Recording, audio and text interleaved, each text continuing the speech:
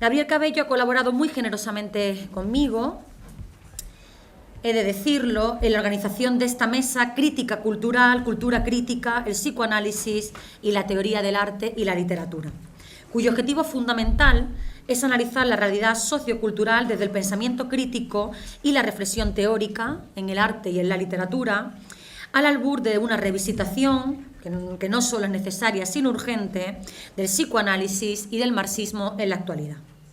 Porque pensamos que la cultura es para cualquier estudiante universitario como la ropa al cuerpo, más aún si se trata de una facultad como la de Filosofía y Letras, que contiene en su base humanística y en todos los grados que la componen, la interdisciplinaridad incita al capital sociocultural. Es decir, la cultura es global, es interdisciplinar desde su misma definición y no habría de compartimentarse en áreas de conocimiento que no dialogan entre sí. Y lo que hacemos aquí es abrirnos a ese diálogo multitransdisciplinar, puesto que del contacto con el otro surgen el verdadero saber, la creatividad y, por supuesto, la misma cultura enriquecida.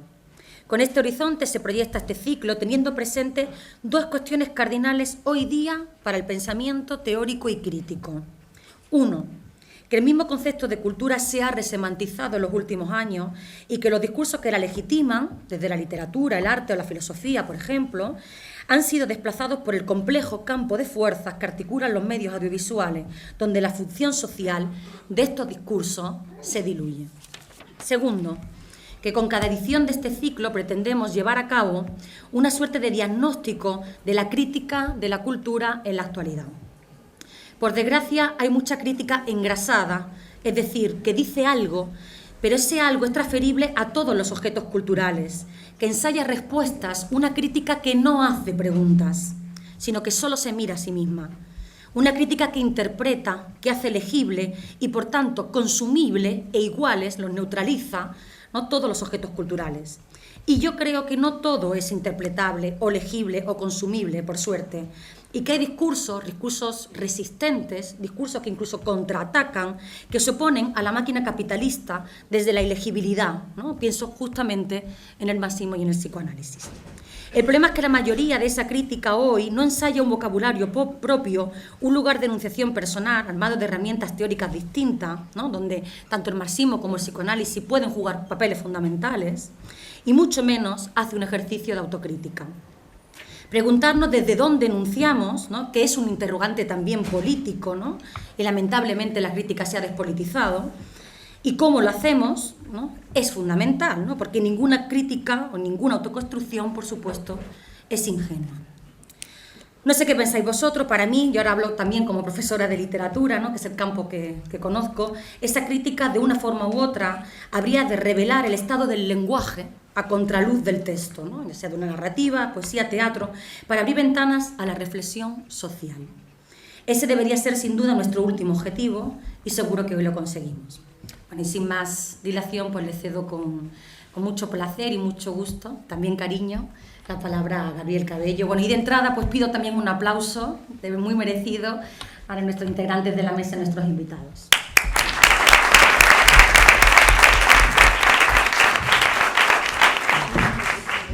Muy brevemente, solamente agradecer a Ana que de nuevo acoja una iniciativa para este ciclo, que en efecto inauguramos juntos hace unos años. Ella lo ha dicho de una manera muy bonita, o el de mi grupo, en realidad siempre llanamente hay un ejercicio de contacto con José Manuel y con Sonia, gracias también a Irene, y ahí se queda todo, ¿no? Pero sí es cierto que muy brevemente sí me gustaría comentar que el sentido también de este acto tiene que ver con que, bueno, últimamente uno se encuentra cada vez más por todas partes, ¿no?, estas expresiones extrañas que dicen neuroeconomía, neuroestética, neurohistoria del arte, neuro lo que fuere, ¿no?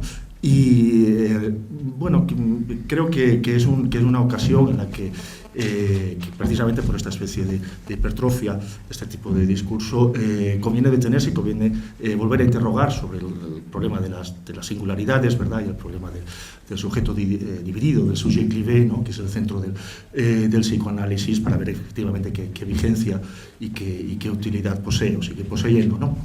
Bueno, sin más, pues agradecer a José Manuel y a Sonia que estén aquí también, y a Blanca que muy generosamente se ha prestado para moderar y coordinar el acto. Muchas gracias a todos. Bueno, pues voy a empezar presentando a los ponentes y les voy a dar la palabra. En primer lugar va a hablar José Manuel Romero Cuevas, que es profesor de la Universidad de Alcalá. Se doctoró aquí en Granada con una tesis sobre el problema del conocimiento en Nietzsche, publicada en 2001 con el título El caos y las formas. Experiencia, conocimiento y verdad en Nietzsche. Entre 2001 y 2005 realizó una estancia de investigación postdoctoral en las universidades de Mainz y Frankfurt. Allí elaboró el libro Hacia una hermenéutica dialéctica, Walter Benjamin, Adorno y Jameson, que creo que algo nos va a decir de esto aquí. Entre los años 2005 y 2008 fue profesor en la Universidad de El Salvador, en la Universidad Centroamericana José Simeón Cañas y de El Salvador también, y en la Universidad Michoacana de San Nicolás de Hidalgo de Morelia. Siendo investigador del programa Ramón y Cajal, realizó estancias de investigación en Frankfurt que le permitieron editar y traducir los escritos juveniles de Marcuse del periodo 1928 y 1933, que también es el libro Entre hermenéutica y teoría crítica, artículos de 1929 y 1931, ¿no? Con motivo de la reciente aparición de su libro El lugar de la crítica, teoría crítica, hermenéutica y el problema de la trascendencia intrahistórica,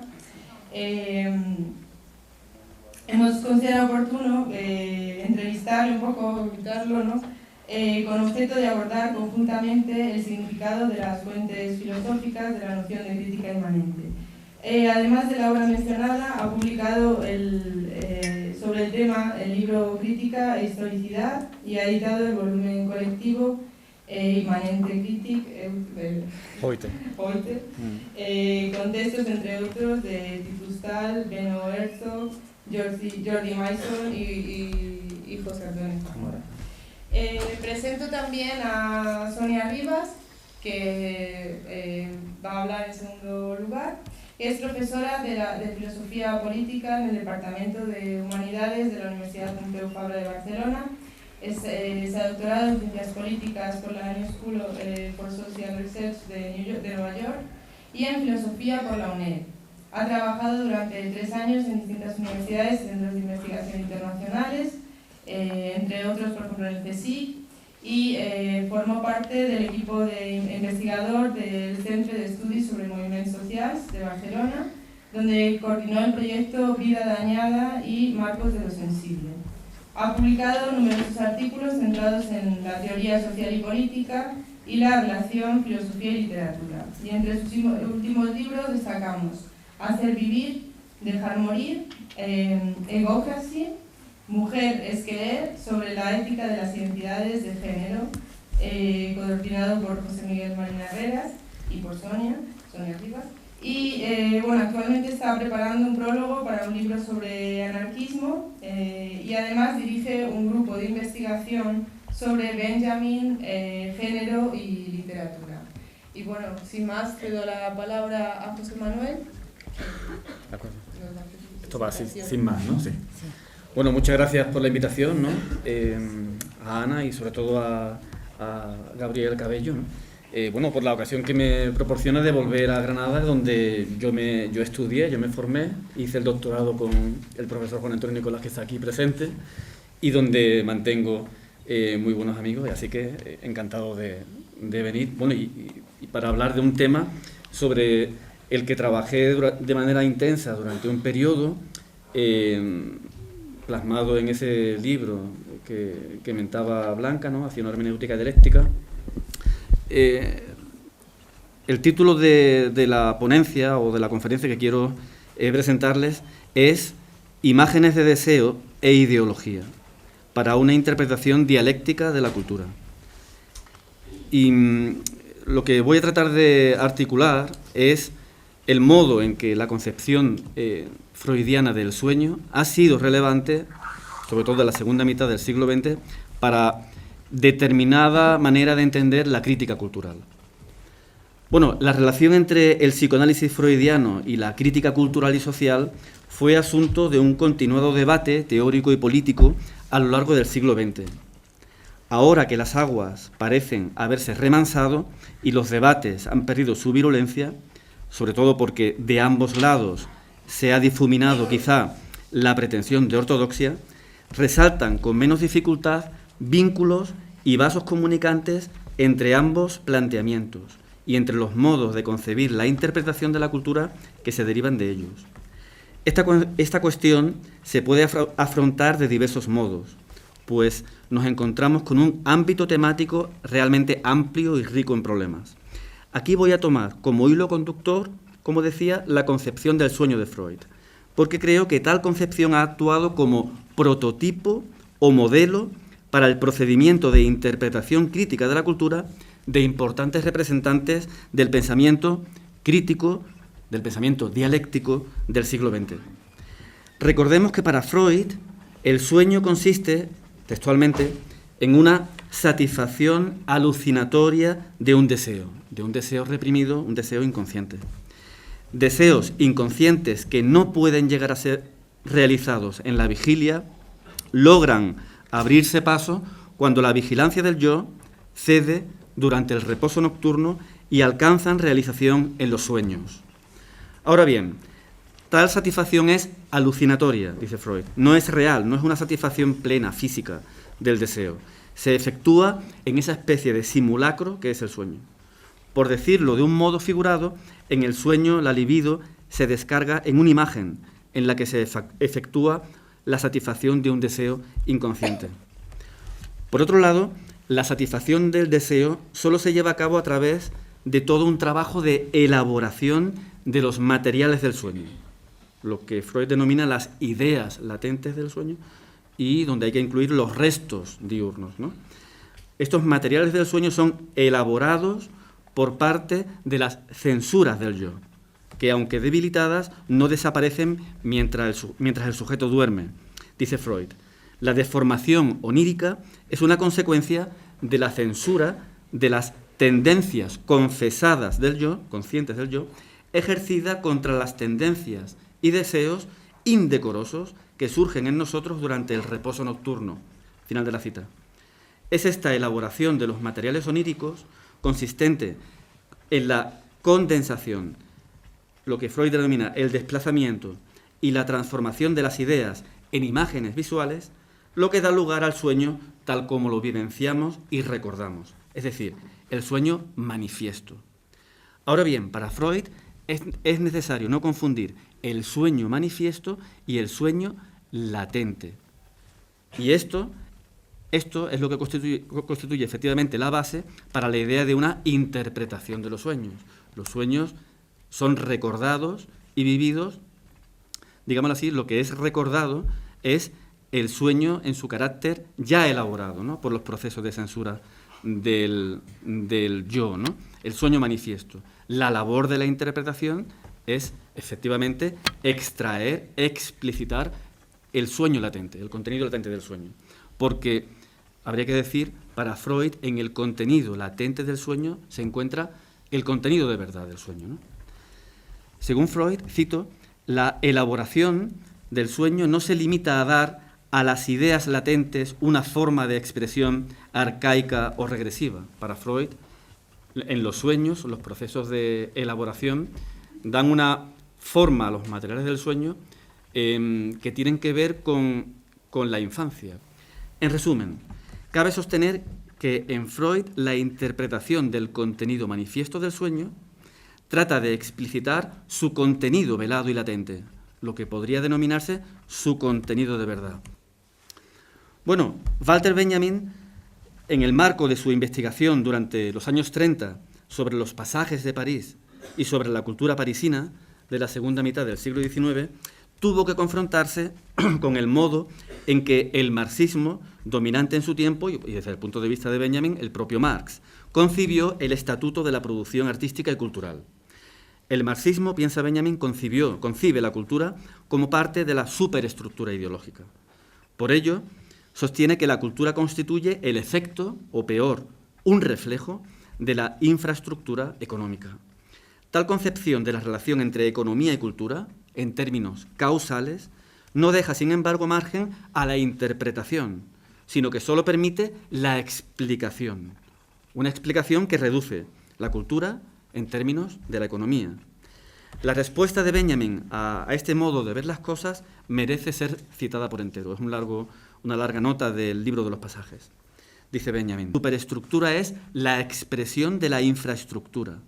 Las condiciones económicas bajo las cuales existe la sociedad alcanzan expresión en la superestructura. El contenido del sueño, a pesar de que lo puede condicionar causalmente, no su reflejo, sino su expresión. Y ahora concluye Benjamin: el colectivo expresa ante todo sus condiciones de vida. Ellas encuentran en el sueño su expresión y en el despertar su interpretación. Final de la cita. Esta concepción del ámbito cultural como impregnado de imágenes oníricas de deseo del colectivo social posibilita a Benjamin articular un modo de interpretación de la cultura que podemos denominar dialéctico, en tanto que se hace cargo de la ambigüedad y ambivalencia del significado de los productos culturales. Pues las imágenes de deseo presentes en la cultura mantienen un estatuto onírico, es decir, son índice de que el colectivo sueña, permanece en una situación de inconsciencia. En los productos culturales se produce una satisfacción fantástica, alucinatoria del deseo social, sin efectos en la vida real. Dado que los productos culturales contienen imágenes de deseo social acerca de lo que la sociedad debería ser, poseen un componente utópico, pero este componente se plasma de un modo que no sobrepasa el estado de inconsciencia del colectivo, sino que lo consagra, lo mantiene, de ahí su carácter ideológico. La concepción de los productos culturales como impregnados de imágenes oníricas de deseo del colectivo posibilita así una interpretación dialéctica de los mismos, es decir, capaz de explicitar y redimir su componente utópico a pesar de que tal componente se presente en forma ideológica. Crítica de la ideología y redención del impulso utópico de los productos culturales se ensamblan en la interpretación dialéctica del mundo de sueños del capitalismo desarrollado esbozada por Benjamin. Este modelo de interpretación dialéctica de las producciones culturales de la sociedad capitalista desarrollada, que incluye expresamente las producciones de la cultura de masas, no tuvo continuación en la labor posterior de los teóricos de la Escuela de Frankfurt, Horkheimer, Adorno y Marcuse, como tampoco lo tuvo el análisis de los medios de producción cultural masiva, fundamentalmente el cine, desarrollado por Benjamin durante los años 30. La tendencia de estos autores, Horkheimer, Adorno y Marcuse, sobre todo Adorno, fue considerar la cultura de masas en términos de industria cultural, es decir, como un sector de la producción capitalista orientada únicamente al beneficio económico y que produce objetos estandarizados para un consumo masivo ya preconfigurado y homogeneizado a través de técnicas de manipulación y de marketing. En este ámbito, los productos tienen un carácter ideológico íntegro y su efecto directo es la cosificación de las conciencias. Si llegan a apelar a deseos de los consumidores, es para defraudarlos sistemáticamente. En la industria cultural, la ilustración, dicen Adorno y Horkheimer, se plasma como engaño de masas. Va a ser, por lo tanto, fuera de la Escuela de Frankfurt, y habría que decir, fuera de Alemania, donde las ideas de Benjamin van a encontrar una continuación fructífera. Uno de los planteamientos donde se ha llevado a cabo una continuación productiva de las ideas de Benjamin es, sin duda, el de Susan Buck-Morss, teórica norteamericana de la literatura, que tiene seguramente la mejor monografía sobre la obra de Benjamin y luego ha desarrollado una obra propia realmente interesante. En los años 90, tras el hundimiento del bloque soviético, Buck-Morss se embarca en una investigación de clara impronta benjaminiana.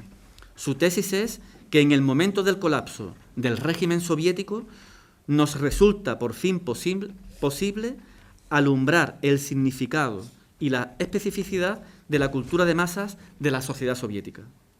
Es en ese momento, en el momento de su hundimiento, que se pone de manifiesto las claras convergencias que la cultura de masas soviética presenta desde los años 30 con la cultura de masas norteamericana. Esa es la tesis del libro que voy a citar ahora, Mundo soñado y catástrofe. Convergencias en el anhelo de un bienestar y una satisfacción de las necesidades, vislumbradas como materialmente posible. Anhelo plasmado en las más diversas producciones de la cultura de masas, desde el cine hasta la publicidad. Según Backmos, es precisamente desde el momento del colapso de la cultura de masas soviética que se nos muestra su contenido de verdad, el anhelo utópico plasmado en ella. Lo significativo para nosotros es la calificación por parte de Backmos de la cultura de masas como mundo de sueños. En este libro que acabo de mencionar, Mundo soñado y catástrofe, publicado originalmente en el año 2000, se abre con estas palabras, cito: la construcción de la utopía de masas fue el sueño del siglo XX.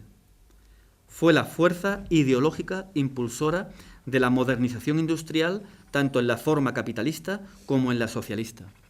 El sueño fue, en sí mismo, un inmenso poder material que transformó el mundo material, confiriendo a los objetos elaborados industrialmente, así como a los entornos edificados, un deseo político y colectivo. Mientras que los sueños nocturnos de los individuos expresan deseos frustrados por el orden social y a los que se le ha hecho retroceder hacia formas regresivas de la infancia, este sueño colectivo se ha atrevido a imaginar un mundo social aliado con la felicidad personal y ha prometido a los adultos que su realización estaría en armonía con la superación de la escasez. A medida que se acaba el siglo XX, el sueño comienza a olvidarse. Final de la cita. En la cultura de masas se plasmaría el sueño colectivo de un mundo mejor. Se plasman, habría que decir, imágenes de deseo del colectivo social. Y la labor del historiador en este contexto es redimir tal contenido, tal momento de verdad de la cultura de masas en trance de ser olvidado. Backmos ve el sentido de su labor en la redención de tal componente utópico, de tal sueño utópico del pasado. Su pretensión es, cito, acercar las ruinas hacia nosotros y abrirnos camino a través de los escombros con el objeto de rescatar las esperanzas utópicas que la modernidad había engendrado, porque lo que no podemos hacer es dejar que éstas desaparezcan. Final de la cita. La constelación temporal que posibilita tal confrontación con la cultura de masas del pasado,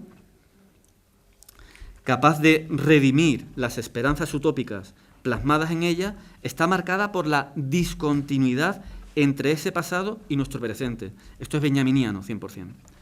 De ahí que el afrontamiento de la cultura de masas del pasado puede llegar a iluminar críticamente un presente como el nuestro, que representa la negación y frustración de las expectativas contenidas en aquel.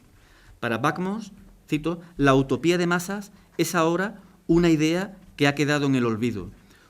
Por eso, el esfuerzo consiste en llegar a un acuerdo con los mundos soñados por las masas en el momento de su desaparición. Final de la cita. Para Backmos, es textual, las formas culturales que existían en el este y en el oeste compartían una fe en el proceso de modernización desarrollado por Occidente, que para nosotros hoy en día se ha debilitado de forma irrevocable. Final de la cita. Por eso, la comparación de sus diferentes tipos de mundos soñados puede llegar a iluminar el carácter modificado de nuestra situación actual. Según Backmos, los mundos soñados de la modernidad son expresiones de unos deseos utópicos que apuntaban a una organización de la sociedad que trascendiera las relaciones sociales existentes.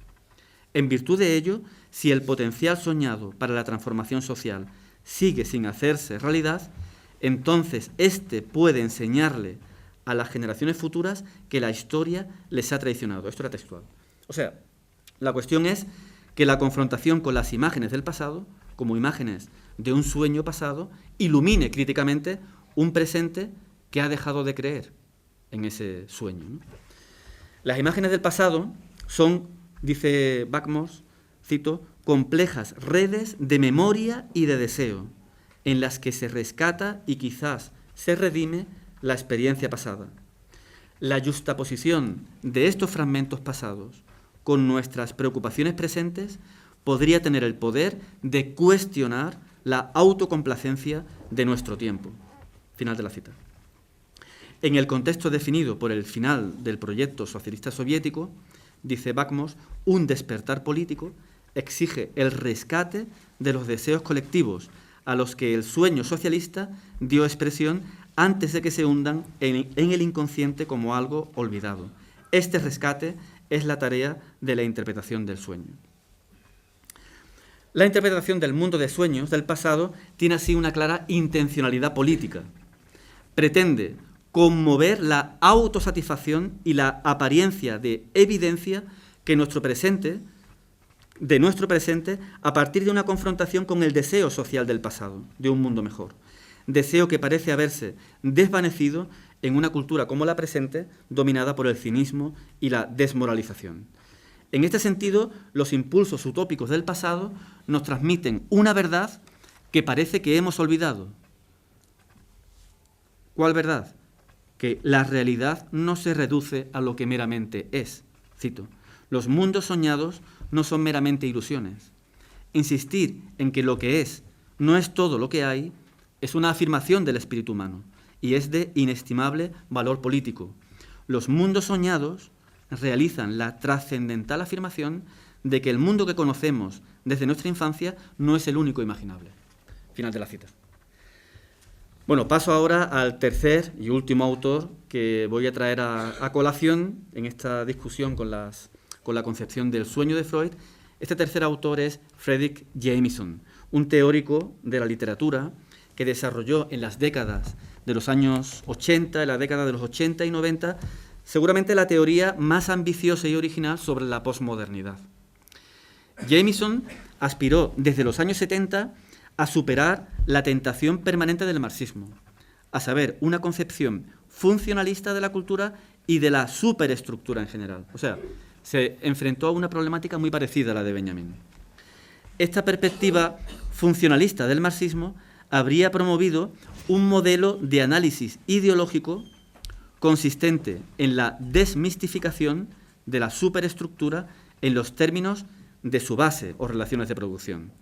Es decir, habría efectuado la desublimación, una desublimación que saca a la luz la vinculación de los productos culturales con intereses de clase. Jameson quiere trascender esta concepción funcional o instrumental de la cultura. Para ello, él ve la necesidad de articular, es textual, una versión propiamente marxiana del sentido más allá de lo puramente ideológico. Final de la cita. El sustento para ello lo encuentra Jameson en un enfoque sobre la cultura de masas que constata en la cultura de masas dos aspectos conjuntamente. Por un lado, la represión, pero por otro, el cumplimiento de deseo unidos, dice Jameson, en la unidad de un mecanismo que da y toma a la vez, igual que en un modo de transacción o toma y daca psíquico, el cual suscita contenido de fantasía dentro de prudentes estructuras de contención simbólica. Final de la cita. Voy a tratar de aclarar esto todo lo posible.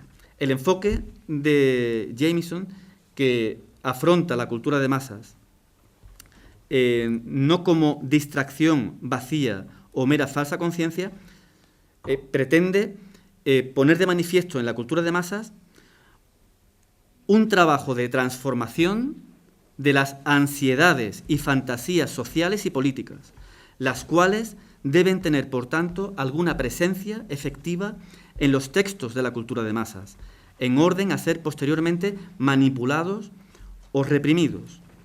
O sea, para Jameson, la cultura de masas no puede ser entendida como mera ideología. Es ideología, sí, pero lo es porque ofrece compensación de algún modo, porque satisface de alguna manera un deseo social. Cito, las obras de la cultura de masas no pueden ser ideológicas sin ser al mismo tiempo implícita o explícitamente utópicas. no pueden manipular a menos que ofrezcan alguna traza genuina de contenido como soborno fantástico al público sobre el que ser manipulado. No pueden manejar las ansiedades sobre el orden social a menos que las hayan revivido primero y les hayan dado alguna rudimentaria expresión. Queremos sugerir, continúa Jameson, queremos sugerir ahora que ansiedad y esperanza son dos caras de la misma conciencia colectiva, de manera que las obras de la cultura de masas, incluso si su función reside en la legitimación del orden existente, no pueden realizar su trabajo sin desviar al servicio de aquella función las más profundas y fundamentales esperanzas y fantasías de la colectividad, a las cuales ellas no pueden, por lo tanto, no importa de qué manera distorsionada, prestar voz. Final de la cita. Si la cultura de masas solo puede actuar como ideología, acogiendo y haciéndose cargo de las esperanzas y anhelos de la colectividad, entonces el modo de acceso que requiere es una interpretación compleja, dialéctica de sus productos. Cita de Jameson. Todas las obras de arte contemporánea, ya sean de la alta cultura y del modernismo o de la cultura de masas y comercial, tienen como impulso subyacente, aunque en una forma inconsciente, frecuentemente distorsionada y reprimida, nuestras fantasías más profundas sobre la naturaleza de la vida social, tanto como la vivimos ahora y como sentimos en nuestros huesos que debería ser vivida. Necesitamos, por tanto, un método, dice Jameson, capaz de hacer justicia tanto a las funciones ideológicas y utópicas de la cultura de masas simultáneamente. Final de la cita. La convergencia con Benjamin en la dirección de una concepción compleja, no meramente ideológica, de los productos culturales, se apoya significativamente en una instancia análoga a la planteada, a la formulada por aquel. Se trata de una instancia que posibilita comprender todo acto de producción y recepción cultural individual como empapado de una significación sociopolítica. Y es lo que permite articular lo singular y lo universal en el producto, sin tener que recurrir a algo así como una esencia, ¿no?, de la época. Me refiero a la noción jamesoniana de un inconsciente político. Su obra más importante sobre teoría literaria se titula en inglés, efectivamente así, El inconsciente político. Pues bien, para Jameson el inconsciente político impregnaría todo producto artístico-cultural con un contenido sociopolítico, que sería tarea de la hermenéutica marxista proyectada por Jameson desentrañar. Tal noción es lo que sustenta su afirmación de que la perspectiva política es el horizonte absoluto de toda lectura y toda interpretación. El inconsciente político puede ser entendido como, cito, la dimensión fundamental de nuestro pensamiento colectivo y de nuestras fantasías colectivas sobre la historia y la realidad. Final de la cita.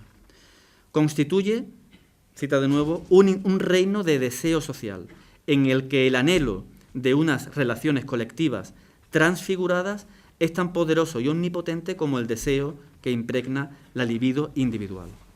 Precisamente, la categoría de inconsciente colectivo pretendería ampliar y completar el concepto de deseo y libido individual tematizado por Freud. Jameson se confronta con la noción freudiana de cumplimiento individual de deseo. Es decir, Jameson reclama, al igual que Benjamin, extrapolar el modelo freudiano del cumplimiento de deseo individual en las formas oníricas al plano social, colectivo. De este modo, Jameson propone lo que él llama una psicología de la producción utópica, la cual no tiene como asunto la psicología individual, sino que consiste, dice, en un estudio de los mecanismos de la fantasía utópica. Estudio que debe evitar la biografía individual para fijarse en el cumplimiento de deseos históricos y colectivos. Final de la cita. Pero este inconsciente político no es ahistórico o arquetípico, como podría sostener Jung, ¿no?, sino radicalmente histórico. Así, Jameson se refiere al inconsciente político posmoderno, por ejemplo, entendido como ese espíritu objetivo ideológico en el que almacenamos nuestro imaginario social y acumulamos varias imágenes de fantasía del sistema global que habitamos ciegamente. Bueno, la noción de inconsciente político establece claramente las bases. La problematicidad de este concepto de inconsciente político la podemos discutir luego, no me puedo detener en ello. Pero bueno, hay que reconocer que este concepto de inconsciente político establece efectivamente las bases para una interpretación de los artefactos culturales como actos socialmente simbólicos, que abren la vía para una hermenéutica política. Posibilita que los productos culturales puedan ser entendidos como actos en los que se expresan fantasías y deseos imaginarios sobre la sociedad y la historia. Como en el caso de Benjamin, la referencia al inconsciente político permite introducir una mediación entre la dimensión de las condiciones de la vida, de las condiciones de vida de la sociedad y las producciones culturales, que posibilita concebir estas no como mero reflejo, falsa conciencia, sino como un producto complejo que exige una aproximación hermenéutica teóricamente elaborada. Esta aproximación compleja, y ya con esto voy terminando, a la cultura del capitalismo desarrollado es tematizada por Jameson como un nuevo modelo hermenéutico, así lo llama.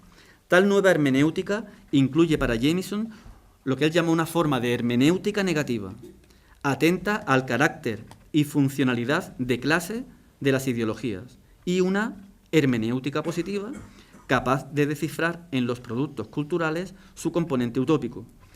Esta nueva hermenéutica se sustenta en la tesis, que ya hemos mencionado, de que lo efectivamente ideológico es también, al mismo tiempo, necesariamente utópico. Final de la cita. La razón de ello se puede sintetizar en la tesis de que toda ideología debe tener efectos compensatorios de algún tipo sobre los sujetos para que estos la hagan suya. Esta dualidad de lo cultural constituye la base para la afirmación de que tal nueva hermenéutica de los productos histórico-culturales debe ser simultáneamente negativa y positiva. En los términos de Jameson, con ello ya prácticamente termino.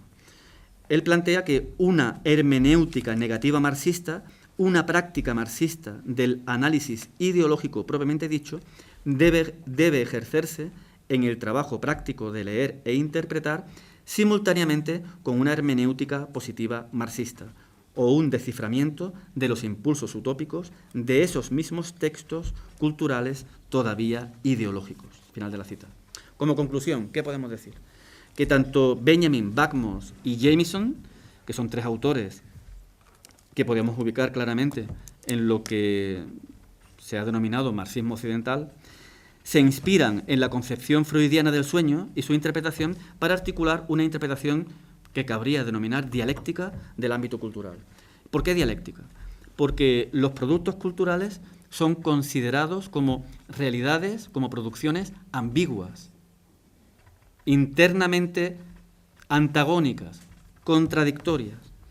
Es esa ambigüedad e interno antagonismo de las producciones culturales lo que exigiría la interpretación, ¿no? Una interpretación de este tipo, ¿no? Que trata de descifrar en el carácter contradictorio del producto cultural componentes de un significado contrapuesto. Al concebir dicho ámbito, el ámbito cultural, incluyendo expresamente a la cultura de masas, según el modelo del sueño freudiano, como realización alucinatoria de deseos, encuentran sustento para una interpretación compleja de las producciones culturales. Una interpretación capaz de explicitar en su componente ideológica un impulso utópico, una imagen de deseo social que exige ser redimida mediante el acto interpretativo de manera que se convierta en un factor inervador de la praxis social y política efectiva de los sujetos despiertos a la historia. Muchas gracias por su paciencia.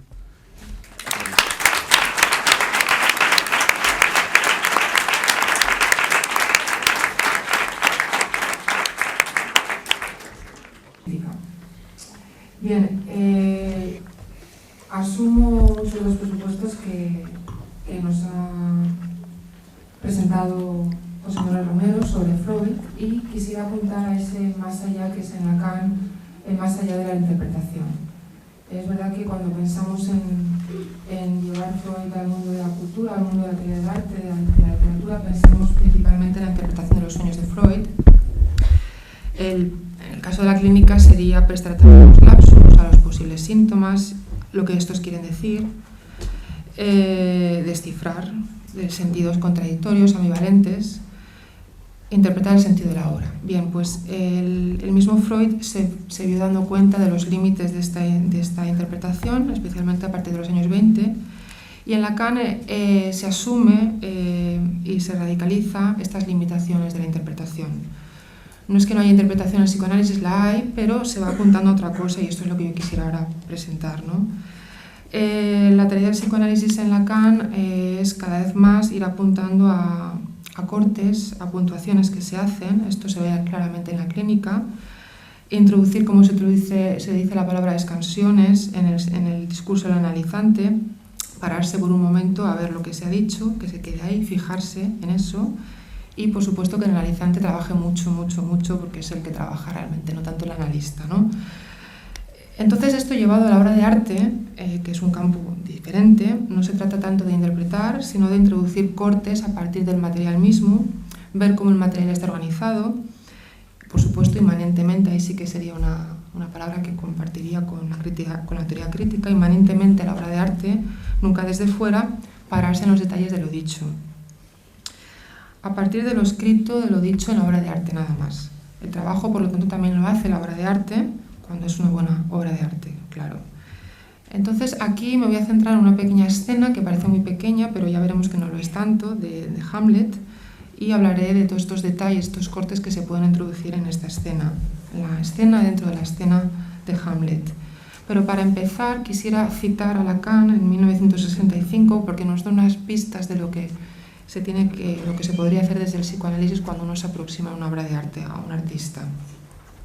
Dice, pienso que un psicoanalista solo tiene derecho de sacar una ventaja de su posición, la de recordar con Freud que en su materia el artista siempre le lleva a la delantera, que no tiene por qué hacer de psicólogo donde el artista le desbroza el camino. Entonces, punto de partida, nada de interpretar sentidos, el artista siempre nos lleva a la delantera, nosotros le seguimos y nada de hacerse el psicólogo. Bien. Entonces decía que parto de algo muy pequeño, una escena, pero esta escena nos va a servir como ejercicio de aproximación psicoanalítica a una obra de arte. Es una escena donde el mismo teatro, una obra de teatro, representa lo que es una obra de teatro, la célebre Mousetrap de Hamlet, ¿no? Y no es una escena cualquiera, aunque claro, en Hamlet hasta los silencios, cualquier coma, nos da para muchísimas conferencias, pero bueno, intentaré contar algunas cosas de esta escena. Voy a recordaros, por si no la habéis leído recientemente la obra, o si no habéis visto en una representación reciente de la obra, donde aparece esta Mousetrap, ¿no? Así es como la llama Hamlet, ¿no? La ratonera. Está en el centro del tercer acto, justamente en el centro de la obra. Ahí es donde Shakespeare habitualmente coloca el clímax de la acción de sus obras. Anteriormente, en el acto primero, como sabéis, recordaréis, Hamlet ha llorado la muerte de su padre, el antiguo rey de Dinamarca, producida de manera accidental, ¿no?, por una serpiente, y siente enorme malestar por el repentino matrimonio de su madre, la viuda, con su tío, el nuevo rey. Al oír de boca del fantasma de su padre que fue asesinado por el tío, su único objetivo es la venganza. El padre tiene que descansar en paz. Sin embargo, ahí entra Hamlet con sus dudas, con su fingimiento de locura, nunca llega a cabo la acción de la venganza. Eso es fundamental, ¿no? Nunca se decide, habla, piensa muchísimo, pero nunca se decide a ejecutar la venganza. Entonces, unos cómicos son contratados para distraerle y sacarle de su desesperación. Y ahí se da cuenta, escuchándoles, que la ficción tiene unos efectos sobrecogedores sobre la vida. Realmente la ficción tiene un poder que por lo menos en comparación con su propia inacción, a Hamlet le resulta muy perturbador. Él, sin embargo, continúa siempre pensando, apela a sus brains, a sus sesos, es lo único que hace, seguir pensando. Y así concibe representar ante el rey una obra de teatro sobre el asesinato de su padre. Así dice que se representará la verdad de lo que ocurrió, pero en tanto que artificio, y esto forzará a que el tío confiese la culpabilidad sin poder ocultar la maldad, su maldad. Y dice, lo voy a leer, bueno, no lo leo en inglés, mejor lo leo, traduzco directamente, dice, bueno, lo voy a leer en inglés, dice, the place, the thing, la obra es la cosa, esta traducción, bueno, the thing es una palabra importantísima aquí, wherein I'll catch the conscience of the king, por medio de la cual yo atraparé la conciencia del rey. Entonces, esta es la función que tiene esta escena, ¿no? Esta representación. Empieza el acto tercero, donde está la escena. La madre y el rey, el nuevo rey, están muy concernidos por la locura de Hamlet. El rey conjetura que puede tratarse de un amor no correspondido, que es el que siente por Ofelia, en fin. Llegamos a la escena. La escena es la segunda del tercer acto. Y aquí Hamlet, esto lo vamos a ver, lo voy a poner luego en la película de Laurence Olivier, da unas instrucciones muy precisas de cómo se tiene que actuar, de cómo se tienen que recitar los versos, puesto que hay muchísimo en juego en esta representación. También le explica a su amigo Horacio lo que quiere hacer, porque aquí quiere que Horacio observe lo que está ocurriendo para ver también la reacción que tendrá esta escena, sobre todo sobre su tío, ¿no? Los reyes, el séquito, el resto de la corte se instalan para ver la actuación, la cual viene precedida de una pantomima, y esto es muy importante, ¿eh? La pantomima, luego volveré sobre ella. La representación de la obra principal es interrumpida al cabo de un rato por el rey. El Hamlet está muy sobresaltado, no para de comentarla. Luego veremos esto lo filmó Laurence Olivier. El rey se retira a los aposentos, se pone a rezar angustiado y se reconoce a sí mismo el crimen. Esto ya ocurre después. Hamlet tiene en este momento también la ocasión de matarle desprevenido, pero de nuevo tampoco lo hace aquí. Después se reúne con su madre, con Polonio, y escucha la conversación Polonio que tiene Hamlet con su madre. Hamlet oye un ruido en la estancia, cree que se trata del rey y se arroja con su espalda contra las cortinas tras las que escucha a Polonio matándolo. Bueno, ahí continúa la historia, solamente me concentro en esto que ha ocurrido hasta ahora. ¿Qué función tiene esta escena? Es fundamental, esto todos los comentaristas de Shakespeare lo dicen, es esencial por la articulación dramática que tiene. Por supuesto está en el centro, y tiene esta función que Hamlet nos ha dicho que tiene, ¿no? Es atrapar la conciencia del rey, que realmente se culpabilice de lo que ha hecho. Hamlet piensa que ningún hombre que ha cometido un crimen tan horrible como el de Claudio, de matar a su hermano y después casarse con la viuda, podría aguantar la contemplación de su representación sin mostrar una emoción poco usual. Esta autoinculpación servirá para sacarle de sus dudas sobre la identidad del fantasma, que las dudas que tiene todavía Hamlet de quién fue ese fantasma, que como sabéis aparece al inicio, ¿no?, de la obra, y eso además a Hamlet le llevará finalmente a la acción, es decir, aquello que no puede hacer porque está postergando continuamente, que es vengarse, finalmente al encontrar la reacción de su tío, pues le llevará a Hamlet mismo a actuar. Por eso le cuenta a Horacio también el plan, ¿no?, para que éste pueda también examinar al rey durante la representación. Decía que hay una pantomima previa que es muy importante,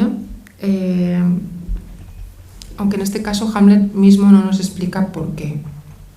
Está claro que Shakespeare la insertó para explicar mejor la acción, para incrementar esta ilusión de que estamos en el mundo de la ficción y para también aumentar la tensión dramática. Así tiene dos ocasiones Hamlet para atrapar la conciencia del rey, y además por ella Claudio, el tío, se da cuenta de que Hamlet sabe que su padre fue asesinado. Pero cuando se está representando la pantomima, fijaos que el rey no puede reaccionar porque tiene toda la corte observándole, ¿no? La tensión dramática producida por Shakespeare mediante esta repetición del mismo acto por medio de la pantomima es enorme, porque cuando acaba esta pantomima nos podemos figurar que somos el público que asistía al Globe Theatre, ¿no?, de su tiempo, que el rey ya sospecha y está aterrorizado, aunque no lo muestra, pero también que guarda bien la compostura porque tiene la pequeña esperanza de que Hamlet tal vez no sepa nada. Entonces se mantiene una tensión enorme durante toda esta pantomima.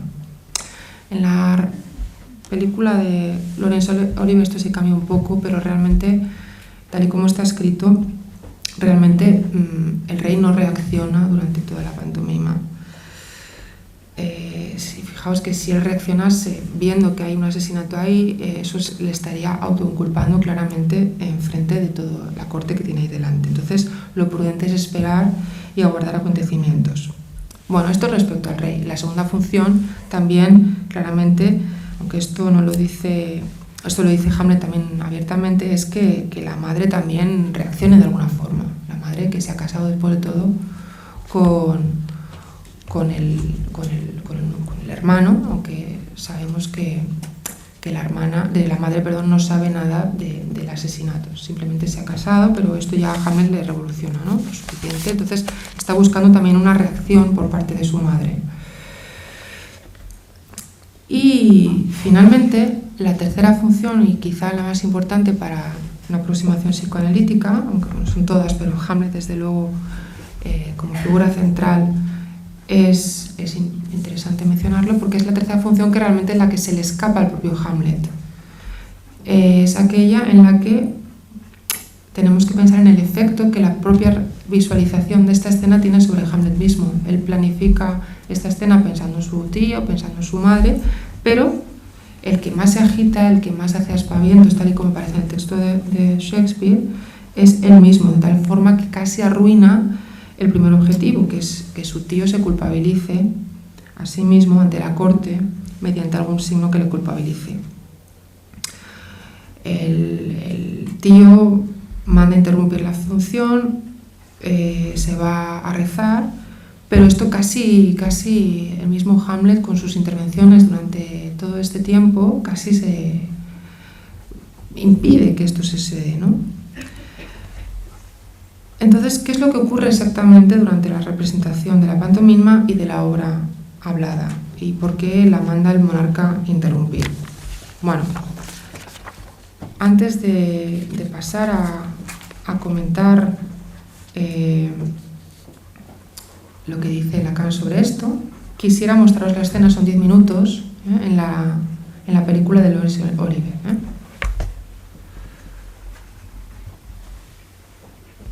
Y luego también comentaré las formas que escogió Laurence Olivier de mostrar esta escena para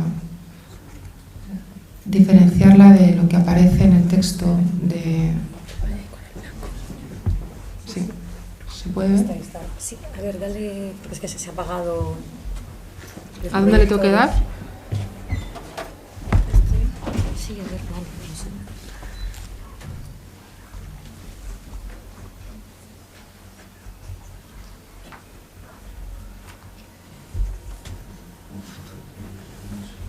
Ahora parece, ¿no? Esto... Ahora sí. Sí, sí. Tendríamos que apagar la luz. Que se ve. La traducción, vaya, no está mal, pero podría ser mejorable. Luego diré algunas cosas sobre el texto, pero sobre todo cuando ahora veréis a Hamlet que dice quiero atrapar la conciencia del rey. Me parece que el verbo que han puesto para atrapar en la traducción no pega mucho, pero que lo tengáis presente. Quiero atrapar la conciencia del rey. ¿Vale?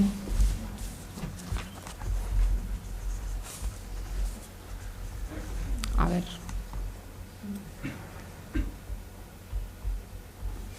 Just hear me, old friend. Can you play The Murder of Gonzago? My lord? We'll have it tomorrow night. You're good for a need. Study a speech of some dozen or 16 lines that I would set down and insert in it, could you not? My lord? Very well, follow that law. And look you mocking now.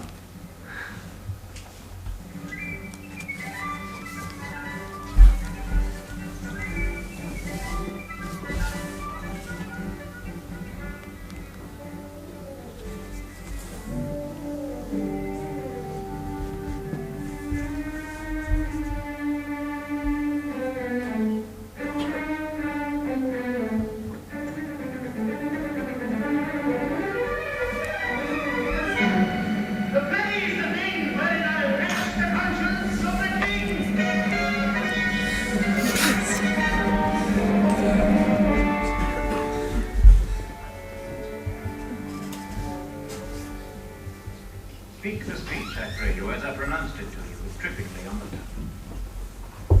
But if you mouth it, as many of your players do, I had as lief the town crier spoke my name. No, do not saw the air too much with your hands thus, but use all gently. For in the very torrent, tempest, and as I may say, whirlwind of your passion, you must acquire and beget a temperance that may give it smooth. Oh, it offends me to the soul to hear a robustious, periwig-fated fellow tear a passion to tatters, to split the ears of the groundlings, who for the most part are capable of nothing but inexplicable dumb shows and noise. I would have such a fellow whipped, without Herod's Herod. Pray you avoid it. I warrant your honor. Be not too tame neither, but let your own discretion be your tutor. Suit the action to the word to the action, with this special observance that you o'erstep not the modesty of nature. For anything so overdone is from the purpose of playing, whose end both at the first and now was and is to hold as 'twere the mirror up to nature, to show virtue her own feature, scorn her own image, and the very age and body of the time, his form and pressure. Now this, overdone, though it make the unskillful laugh, cannot but make the judicious grieve, the censure of which one must, in your allowance, outweigh a whole fearful of others. Oh, there be players that I have seen play, and heard others praise, and that highly, not to speak it profanely, that having neither the accent of Christians, nor the gait of pagan, Christian, nor man, have so strutted and bellowed that I have thought that some of nature's journeymen have made men and not made them well. They imitated humanity so abominable. I hope we have reformed that indifferently with us. Oh, reform it altogether. And let those that play your clown speak no more than is set down for them. For there be of them that will themselves laugh to set on some barren quantity of spectators to laugh to, though in the meantime some necessary question of the play be then to be considered. That's villainous, and shows the most pitiful ambition of the fool that uses it.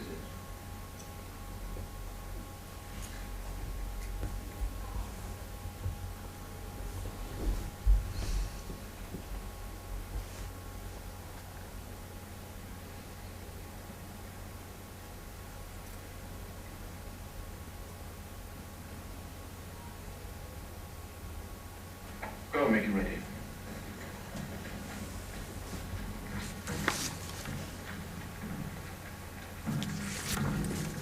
And now, my lord, will the king hear this piece of work? And the queen too, and very presently. With the fair spectator. Aye, my lord.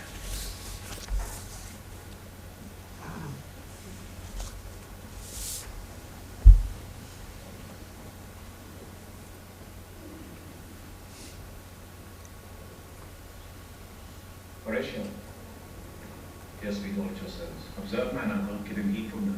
Well, well, they are coming to the play. I must be idle. Get you a place.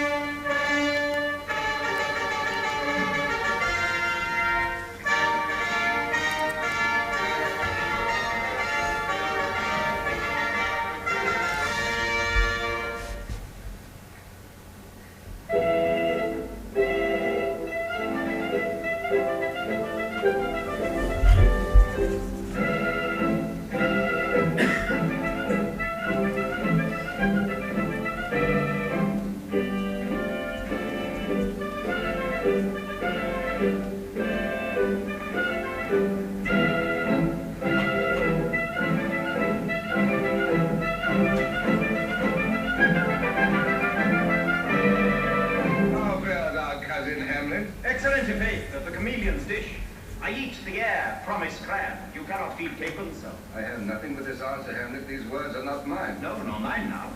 My lord, you played once at the university, you said. Did I, my lord, and was accounted a good actor? What did you enact? I did enact Julius Caesar. I was killed in the Capitol. Brutus killed me. It was a brute part of him to kill so capital a calf there. Be the players ready? Aye, my lord. They stay upon your mit Symphonie. No, but mother. Here's metal more attractive.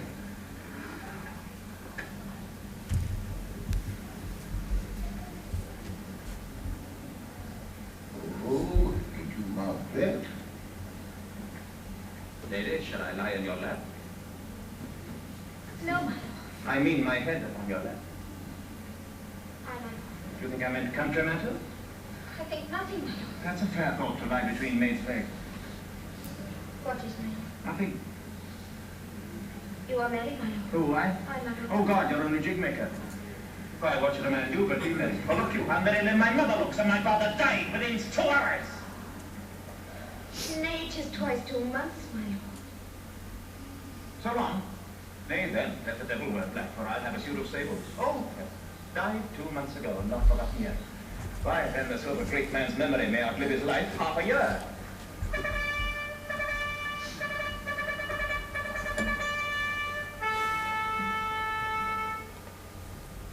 For us and for our tragedy, here stooping to your clemency, we beg your hearing patiently.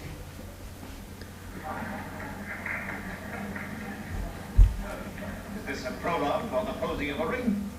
'Tis brief, my lord. As woman's love. You are keen, my lord, you are keen.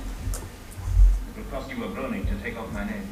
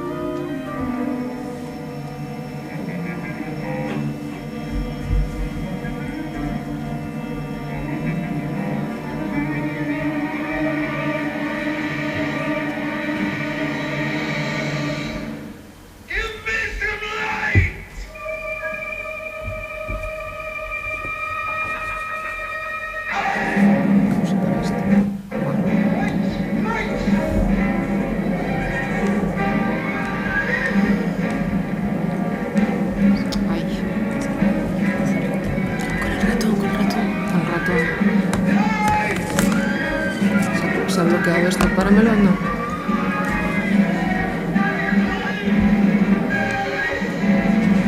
No se para. Ay, es que se está un poco... Vale. ¿Es encender la luz?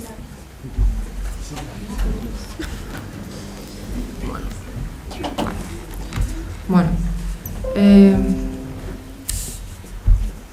Laurence Olivier filmó esta escena, ya lo habéis visto, con una duplicación de círculos, un movimiento oscilatorio de la cámara. La cámara se va moviendo de izquierda a derecha, como en un péndulo. El rey mira al escenario y Hamlet y Horacio están mirando al rey. Entonces el centro de gravedad está en el rey. Después se ve al actor rey realizando el acto, y mientras que una obra se está representando en el escenario, la otra representación es esta red de miradas en que se encuentra el rey, que también se ve que es una ficción. Al final, cuando pide la luz, se percibe que su conciencia ha sido atrapada, ¿no? Entonces la trampa, la ratonera, ha sido puesta en escena en el campo escópico de la mirada y no tanto en el nivel de la palabra. Claro, es una película. Entonces hay esta duplicación estructural de la escena dentro de la película. El efecto dramático se produce por una serie de cortes y miradas, en concreto son 6. El montaje es aquel que nos permite esta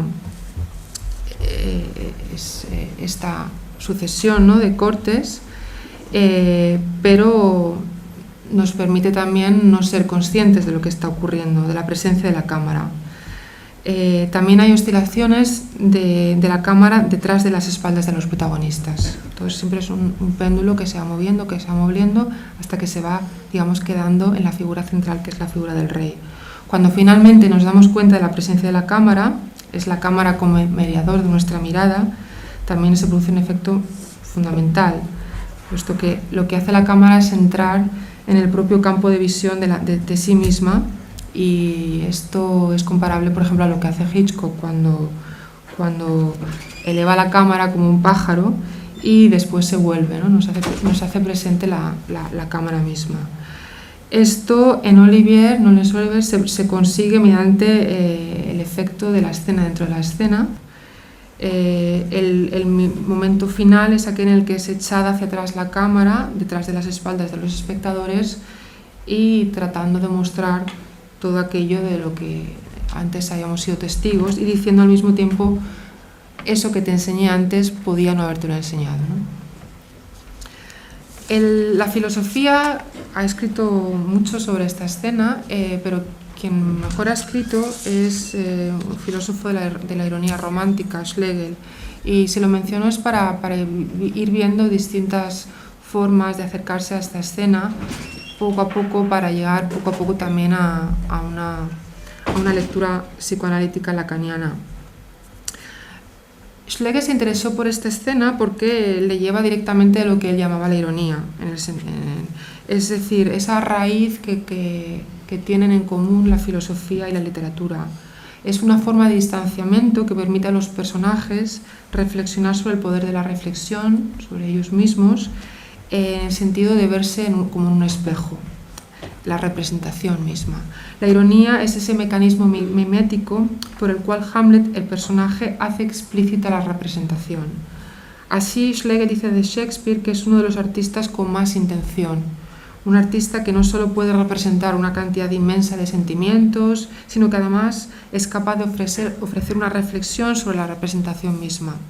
La escena dentro de la escena no es algo accidental, tampoco una forma de intensificación de placeres, de crear suspense, sino la forma en la que Shakespeare nos hace reflexionar sobre la naturaleza misma y el poder del arte.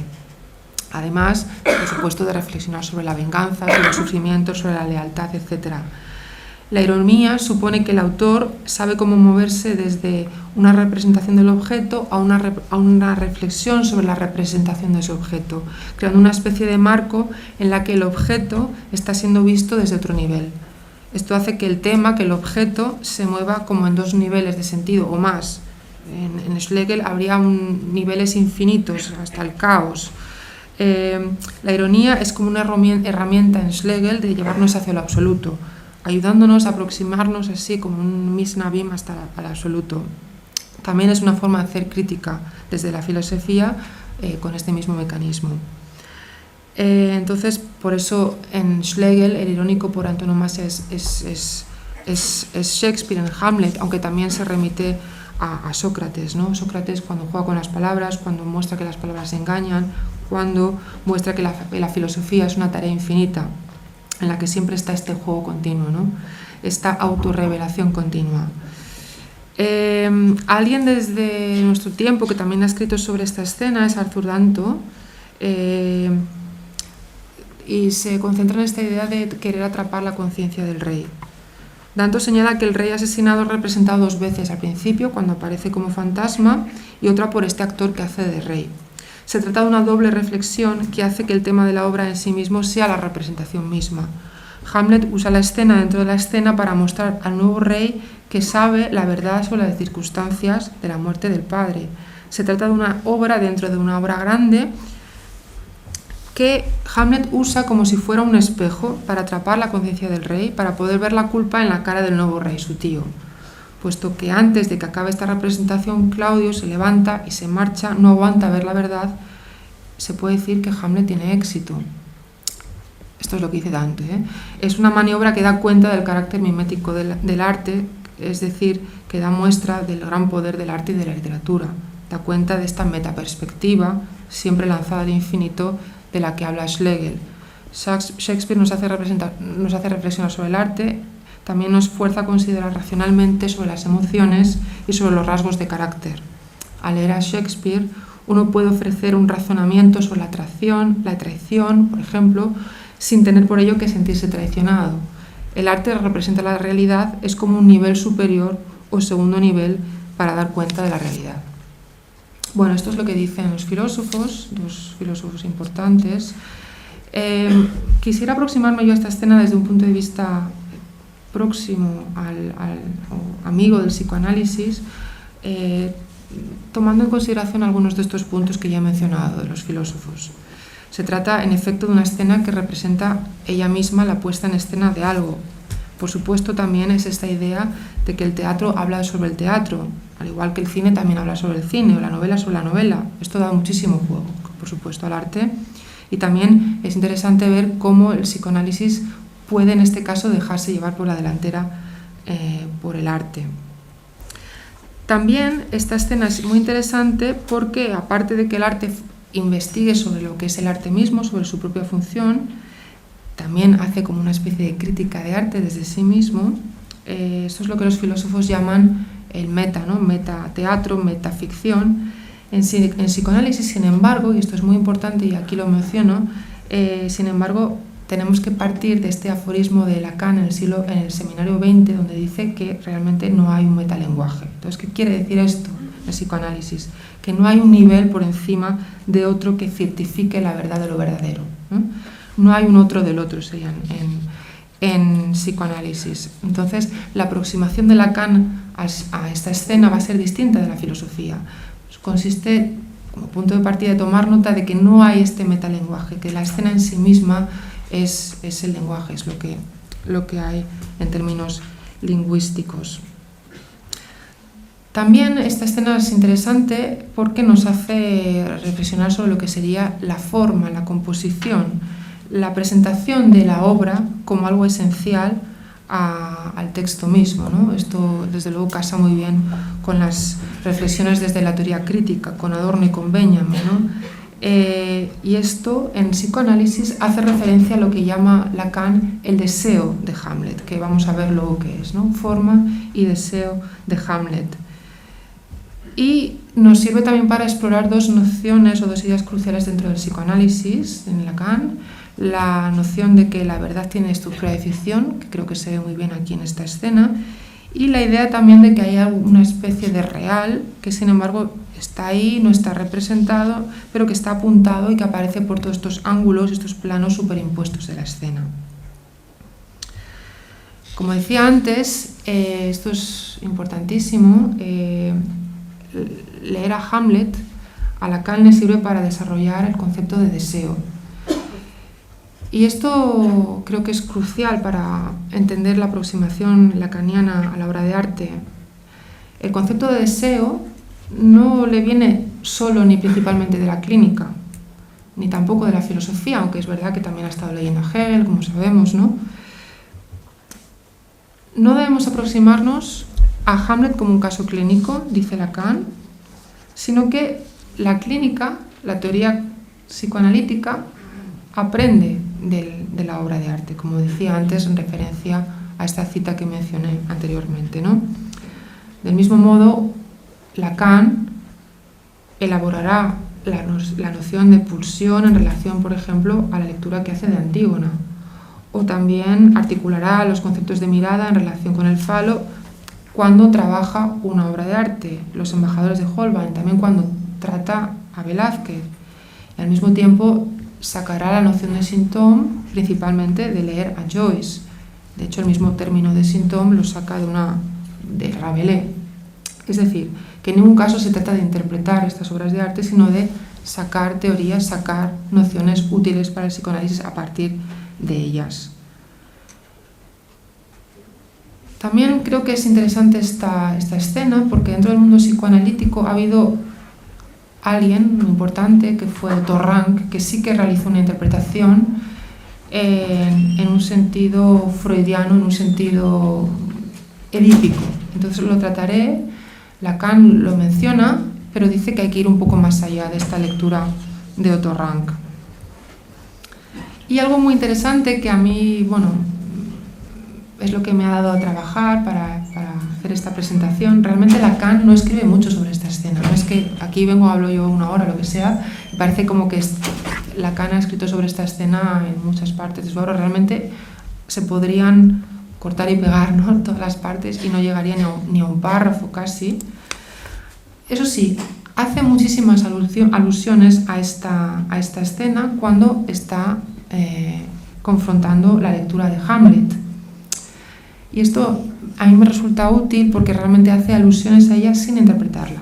Es decir, tiene que ver con esto que es lo que mencionaba al inicio de mi presentación, ¿no?, que sería esta aproximación psicoanalítica a una obra de arte a partir de los cortes, a partir de la observación de la superimposición de los planos, a partir de alusiones, dejando que la propia obra sea la que trabaje.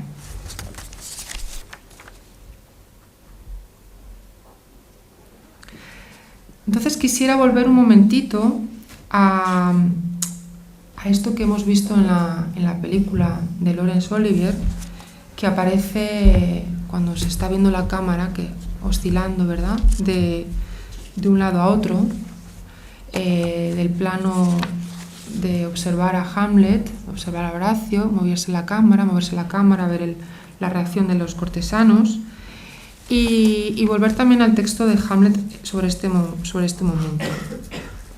Porque cuando leemos el texto de Hamlet vemos aquí las opciones que tiene cada director, ¿no?, a la hora de cómo representar esta escena, ¿no?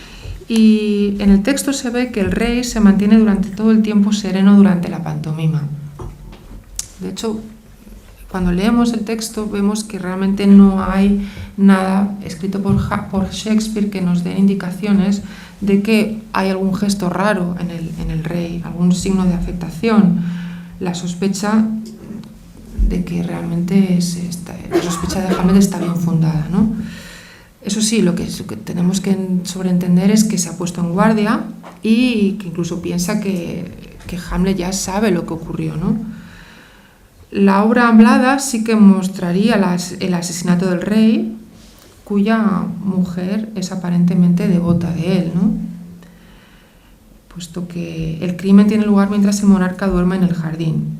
Entonces se ve claramente que hay un asesino y que se está matando a alguien. Aquí se podría analizar también las distintas figuras que aparecen aquí. No voy a entrar en todo esto porque también está el Luciano, que es el sobrino del rey, en fin, son muchas. Lacan realmente dedica muchísimo a escribir sobre todas las figuras de Hamlet, pero me remito a esta escena. Es realmente, si leemos el texto de Shakespeare, que es por boca de Hamlet ¿Quién está vociferando salvajemente todo el tiempo, comentando, incluso interrumpiendo la representación, que nos enteramos de que Luciano está echando veneno en el oído del rey y después conquista el corazón de la reina? Realmente así es como aparece principalmente. Acto seguido, Ofelia, la habéis visto ahí, rubia, dice que el rey se ha levantado. Es ella la que nos dice que el rey se ha levantado. Aquí en la escena hemos visto que es Laurence Olivier que nos va mostrando con la cámara todas las distintas reacciones en los rostros de los personajes y está toda la acción dirigida al rostro final del rey. Pero cuando leemos el texto de Hamlet, solamente escuchamos las palabras de Hamlet comentando la obra de teatro, y después las reacciones, en este caso de Ofelia, que es la que nos dice que se ha levantado el rey. Luego, eso sí, ya oímos al rey, o leemos que el rey pide que se encienda la luz. ¿Por qué? ¿Por qué no pudo controlarse como hizo antes observando la pantomima? Llega un momento en el que realmente el rey se descoloca. Es ahí que está reconociendo ya el crimen en público. Bueno, se podría pensar que la corte que presencia la obra no está pendiente, como Hamlet y Horacio, de su rostro. Hamlet y Horacio, por supuesto que sí, porque ya Hamlet se lo dijo antes a Horacio, ¿no? Que tenía que estar mirando la reacción del rey. Pero imaginaos también que la imagen, el rostro del rey podría estar en la oscuridad, cosa que es bastante obvio, puesto que se está representando una escena ahí delante, no tiene por qué estar la cara del rey iluminada. Pero los comentarios de Hamlet sí que pueden ser oídos por todo el mundo. Realmente Hamlet es el que está fuera de sí, el que está viendo todo aquello, al comprobar que realmente su tío no reacciona tanto. Sus gritos, están enfadados, son motivo suficiente para que el rey haga parar la representación sin delatarse. Pues se podría pensar, al contrario de lo que dice Danto, que realmente la escena es un fracaso total. Y esto está también en el texto de Shakespeare. De cara a la corte, la puede interrumpir porque Hamlet está enloquecido, porque ha perdido los estribos y no permite ver la obra con tranquilidad. Así no levanta sospechas sobre sí mismo.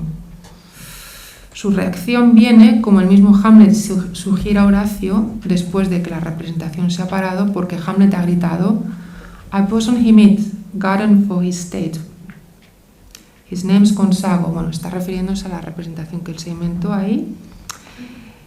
Es realmente Hamlet el que está reafirmando, digamos, su posición extraña de perder los estribos en esta representación. Es decir, está mostrándose como un loco, que es lo que todo el mundo antes ya sospechaba, ¿no? Que se había vuelto loco. Por lo tanto, veis que ya el mismo texto de Hamlet da pie a dos posibles como formas de representación y muchas más, ¿no? Pero ¿por qué he mencionado esta otra posible, no sé, forma de visualizar esta escena? Porque entonces me permite entrar un poco en estas lecturas psicoanalíticas, ¿no? de esta escena dentro de la escena. Decía antes que alguien que hizo una lectura muy conocida de esta escena fue Otto Rank, ¿no? Y Otto Rank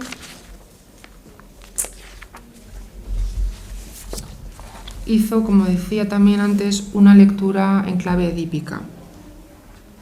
Entonces, en el seminario 6 de Lacan, el deseo y su interpretación, que está dedicado en muchos de sus capítulos a Hamlet, así como en el seminario 10, donde también hay un poquitín de Hamlet, Lacan se refiere a la interpretación, a la lectura que hizo Rank de esta escena y afirma que realmente, es importante, es verdad lo que dice Rank, el que esta escena funcione como una representación en ficción, como sustitución del asesinato del tío, en la medida en lo que realmente se está representando ahí sería el propio Hamlet, ¿no? Por eso yo ahora, mi forma de presentarlo es dirigiendo esto a la reacción de Hamlet. Hasta ahí Hamlet y Lacan, digamos que están de acuerdo, ¿no?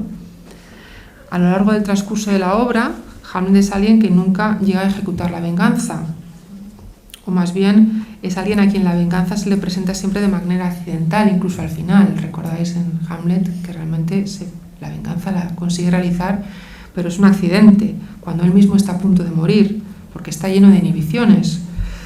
Entonces, aunque Hamlet diga otra cosa sobre ella, la escena dentro de esta escena está realmente diseñada, según Rank, de nuevo, para reemplazar este acto de venganza que él no se atreve a realizar. Sería un poco esta lectura que antes también nos decía Romero, ¿no? De una plasmación de un deseo, ¿no? Que realmente no se atreve a realizar. También es el lugar en el que Hamlet aparece como el espectador de ese acto sexual de los padres.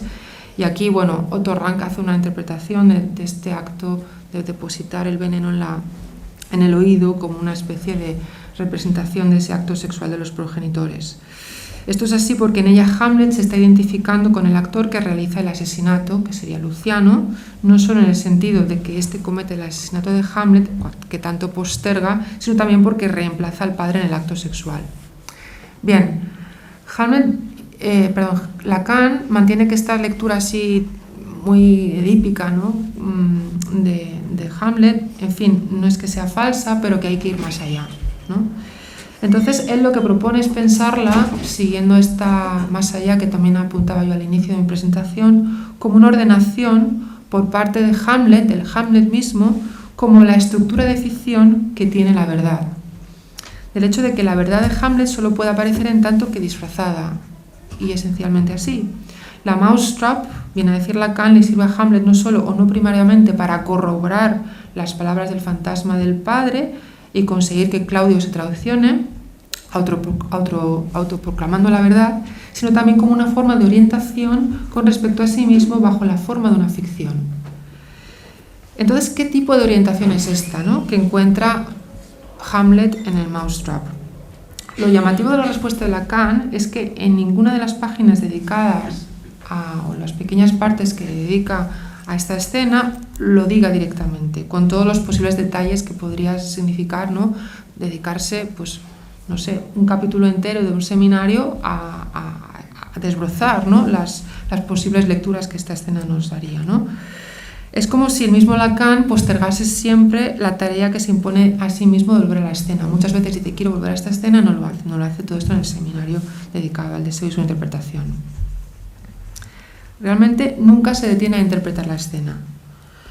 Lo que hace más bien es hablar de esta escena a partir del ángulo de otras escenas, bien escenas previas, donde hay alusiones indirectas a lo que ocurre en esta escena, o bien desde detalles mínimos dentro de la escena también, o bien desde escenas posteriores.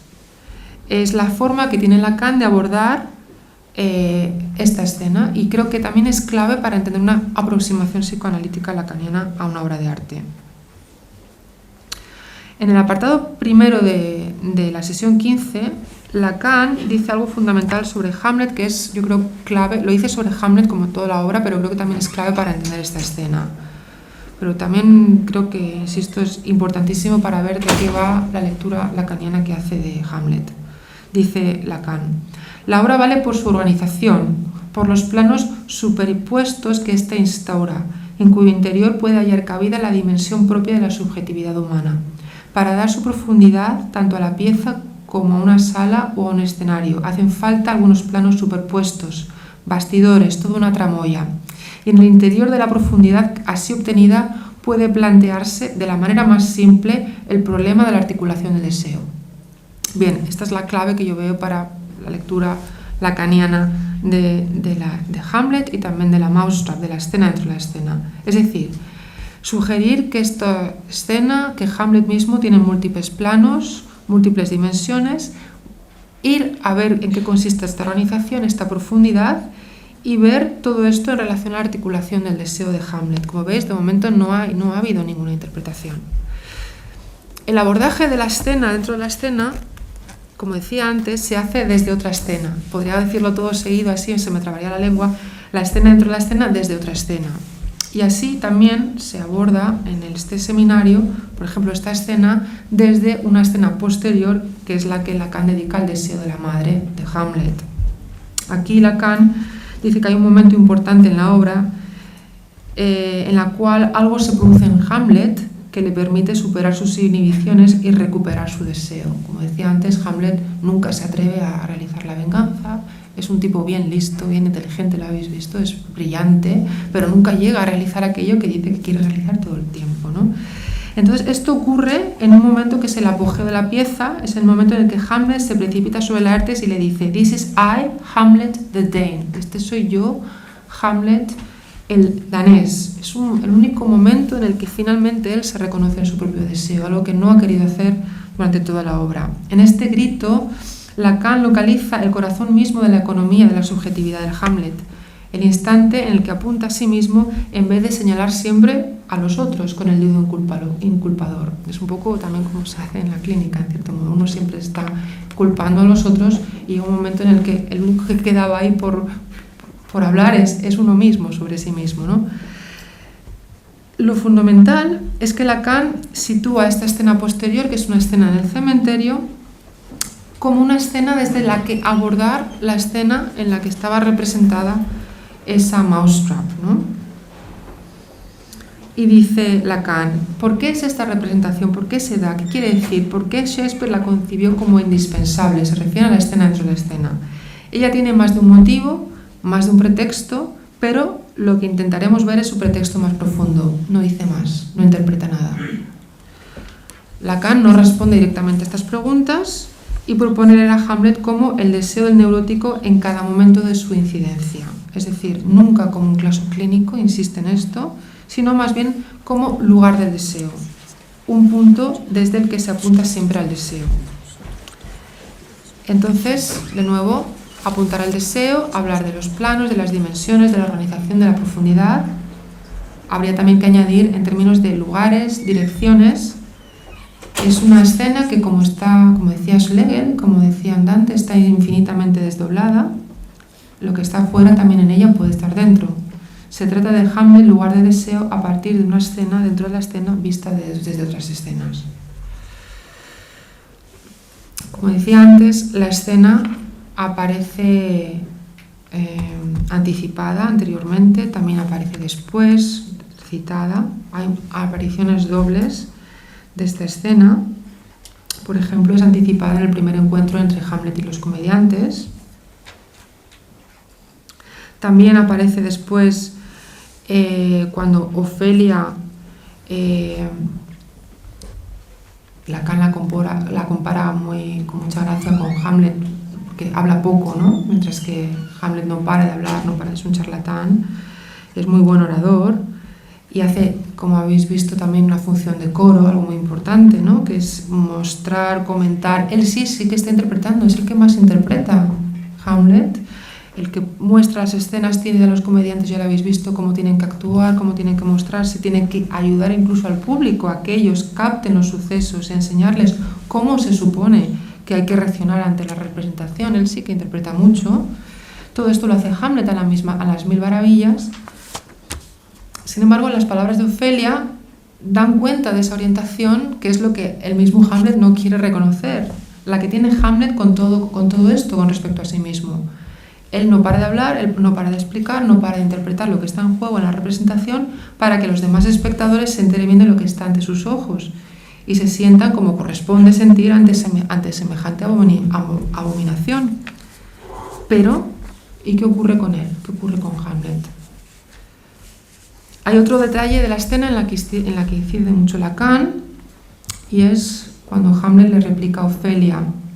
Es una frase que daría también para hablar aquí eternamente, ¿no? Dice: I could interpret between you and your love if I could see the puppets darling. Que es, podría interpretar entre tú y tu amor si yo pudiera ver a las marionetas como moviéndose, ¿no? No se puede interpretar claramente. Lacan dice que la mousetrap tiene más de un pretexto, tiene más de un motivo, tiene muchos planos. Esta frase de por sí, esta oración que está dentro de la escena, ya le ocurre lo mismo. Tiene muchos pretextos, tiene muchos motivos, muchos niveles interpretativos. En cualquier caso, los tenemos que pensar en relación con aquello de lo que se trata en el escenario en ese momento, que es Hamlet, que se ha colocado de espectador de una obra que representa un acto traumático, eso sí, ¿no? La palabra interpret significa muchas cosas. significa como en castellano, interpretar, dar ese sentido, ¿no? Representar también una obra de actor. También además recordar que en inglés love puede ser también tanto el sujeto enamorado como el objeto amor. Entonces, si todo esto lo vamos ensamblando, vemos que cuando Hamlet está diciendo esto a Ofelia, también está haciendo de coro. Es una enigmática respuesta de Hamlet a Ofelia que tiene en sí misma en una sola frase esta estructura de mise en abîme, de infinitud de planos superpuestos, que reproduce la estructura también abismática de la Mousetrap. Como decía, la Mousetrap tiene muchos ángulos, planos superpuestos, que dicen algo de esta orientación hamletiana sobre el deseo. Está la cuestión de la pantomima, al inicio de la presentación misma, qué función cumple. Decía antes que introduce muchísima tensión escénica en cuanto al desarrollo de la obra, pero también apunta a las reacciones de las distintas personas que están ahí contemplándolas o no. Hamlet mismo, Ofelia, el público, el rey, en fin. Todo esto, desde luego, ha dado muchísimo pie a los infinitos comentaristas de Shakespeare, ¿no? Pero la pantomima también podría tener otra función, que es aquella por la cual se articula eso de que la verdad tiene estructura de ficción. El rey la ve y en el texto tal cual no reacciona, aunque sabe, pero gracias a ella empieza a saber que Hamlet también sabe acerca del crimen. Nosotros los espectadores la vemos y nos preguntamos ¿por qué no reacciona el rey ante ella? A primera vista podría decirse que es porque no quiere que la corte vea cómo se autoculpabiliza. Pero si buscamos también ese sustrato más profundo del que habla Lacan, podríamos aventurarnos a sugerir que esta pantomima puede tener la función de un mito articulador de la obra, una especie de mito que articula todo ello, pero que realmente no se puede llegar a representar, ¿no? De hecho, la misma Ofelia dice en un momento, tal vez esta escena contiene el argumento de la obra central.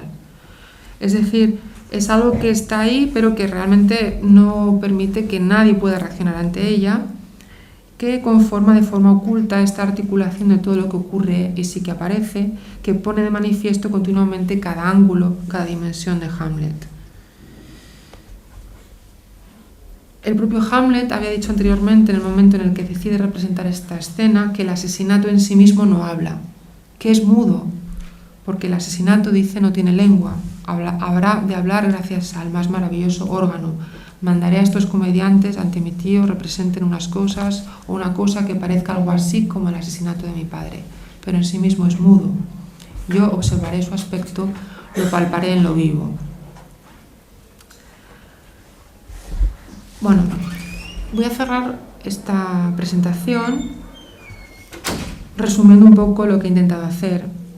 He intentado hacer una aproximación psicoanalítica a la obra de arte, a la literatura, en Lacan, atendiendo a un momento pequeño en que el arte reflexiona sobre sí mismo, sobre el poder que tiene la obra de arte para hacer crítica, para comentar sobre sí misma.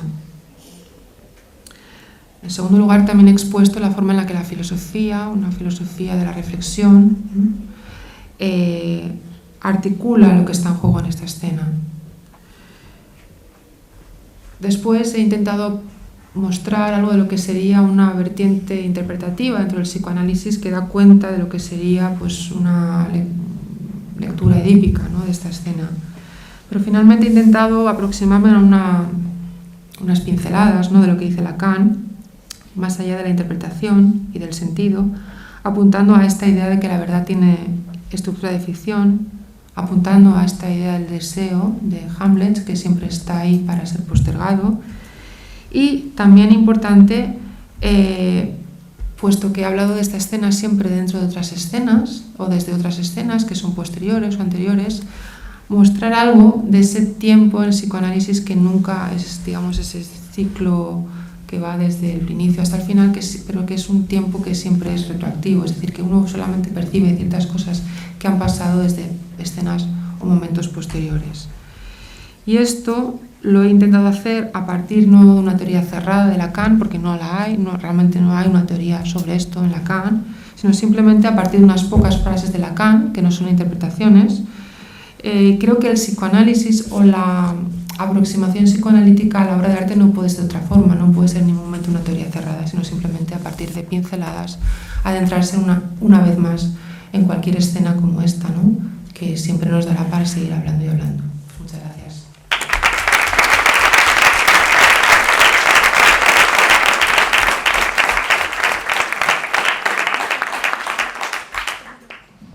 Bueno, muchas gracias, Sonia, por tu conferencia. Y bueno, antes de dar la palabra al público, me gustaría tirar de algunos hilos, de algunos temas que han planteado los conferenciantes, y en concreto querría hacer una pequeña reflexión y lanzar una pregunta a José Manuel Romero.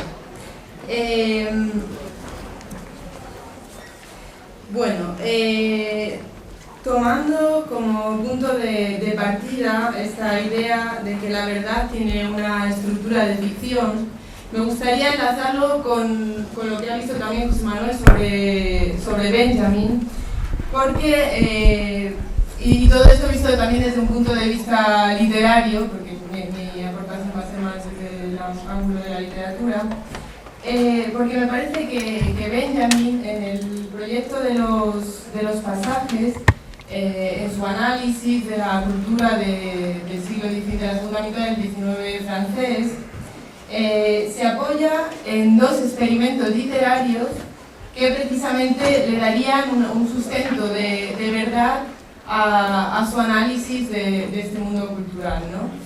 Y en concreto se apoyan en dos experimentos literarios que acompañan, sea el sueño, sea el despertar. El sueño vendría representado por su interés, sobre todo al comienzo de la elaboración del libro de los pasajes, en la Génesis, por el surrealismo. Porque los surrealistas también ven la realidad como un sueño, ¿no? Las cosas reales tienen un estatus ambiguo entre realidad y sueño, lo que les permite descubrir también las cosas latentes, las cosas que no son evidentes en los objetos, aparte de también la fascinación que tienen los surrealistas por la cultura urbana, ¿no? Esto es compartido por Benjamin. Luego, la segunda fase, la del despertar, ya no será acompañado por los surrealistas, que son más bien pues, anarquistas y nihilistas, y no le sirven en su proyecto político a Benjamin, pero sin embargo le sirve en su proyecto político, eso me parece casi paradójico, otro escritor que lo va a acompañar en el despertar y que será Proust. Porque, bueno, Benjamin toma también como el elemento, digamos, de apoyo metodológico y como una estructura de ficción que le sirve en su despertar, pues a este narrador, ¿no? Que se solía acostar temprano y se quedaba un poco en vigilia, esperando, mezclando las ideas de lo último que había leído con aquellos sueños de infancia de una vida primitiva, ¿no?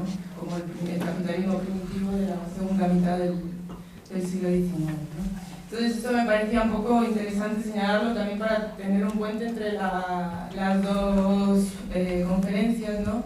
Esta idea de verdad en la ficción que también vemos en la metodología, en el apoyo metodológico literario que tiene Benjamin en la concepción de los pasajes. Y la pregunta, y ya no os paso después la palabra a vosotros, la pregunta es la que quería lanzar a José Manuel, porque cuando nos has explicado cómo Benjamin se ocupa de los objetos culturales, de los objetos de consumo, de las mercancías del siglo, de esa época, ¿no? En los pasajes, parece que también la literatura tendría que tener un lugar en ese espacio. Y bueno, se me ocurrió un poco pensar que quizá en el libro, en el trabajo que hace sobre Baudelaire entre el 37 y el 40, que él mismo concibe como un modelo en miniatura del proyecto de los pasajes vastísimo y inabarcable, ¿no? Si no se podría pensar la figura del poeta como una especie de algo que hace las veces de, o que está en el lugar de este inconsciente colectivo del que hablan en las tres situaciones, ¿no? ¿Puedo hacer añadir algo? Si no. Bueno, sí, porque para añadir alguna cosita más a esto, porque yo pensaba mantenerme callado todo el rato, y lo que pasa es que ha ocurrido una cosa muy rara, ¿no? Es que ha ocurrido una especie, yo no sé si esto es posible, Sonia, un lapsus que no sea de nadie, porque en la traducción de Hamlet que hemos visto se trataba de, como decía literalmente, de despertar la conciencia. Entonces, lo que tenemos claramente... Despertar. Despenar. Ah, despenar. Despenar. Pues entonces el lapsus sí tiene dueño y soy yo. Entonces, porque claro, el lapsus es mío, entonces es un síntoma que no debéis interpretar porque sabemos que no es correcta la aproximación interpretativa. Pero en cualquier caso, bueno, valga el lapsus porque la contraposición es clara entre atrapar y despertar. Es decir, que emerja la luz. Entonces yo creo que en ese sentido claramente tenemos en un principio la idea que teníamos era bueno, pues que se hablara tanto de Freud y del freudomasismo y por otra parte de Lacan, pero efectivamente aquí se ha superpuesto otro tema, ¿no? Que es el tema del atrapar, el tema del despertar, es decir, el tema hay un centro vacío, en el caso de Lacan, que se superponen un montón de escenas, pantallas, ¿no? Quizás son las pantallas las que producen lo real mismo, ¿no? Casi que te lanzo la pregunta, ¿no? Es decir, la idea de que hay un invisible, ¿verdad? Que está ahí trabajando, es quizá un efecto de la aparición de la pantalla misma, te lo lanzo como pregunta, si lo piensas así o no. De hecho hay una cosa muy, muy chula, que es cuando, perdona la expresión, que es una expresión bastante vulgar, pero que es cuando el rey dice, give me light, ¿no? Porque estoy en un lugar oscuro, estoy donde no se ve, estoy en torno a algo invisible, que es lo real, ¿no? O que forma el aspecto de la cosa. Y claro, por una parte, entonces, quizá me gustaría lanzarte un poco estas cuestiones, y a José Manuel al mismo tiempo quizá que explicitara un poco si en la constelación del despertar está muy presente el sueño. Es decir, en qué medida es abandonable o no el sueño, ¿no? Yo recuerdo la imagen benjaminiana que es proustiana en el fondo, ¿no? Del momento en que la humanidad, frotándose los ojos, es decir, no completamente despierta, es capaz de captar la imagen del sueño en cuanto a tal, ¿no? Yo creo que, porque eso implicaría que hay un grado de ficción que es insuperable, ¿no? Es decir, que no sé si quizá podríamos viajar en un terreno más común a partir de esa idea, ¿no?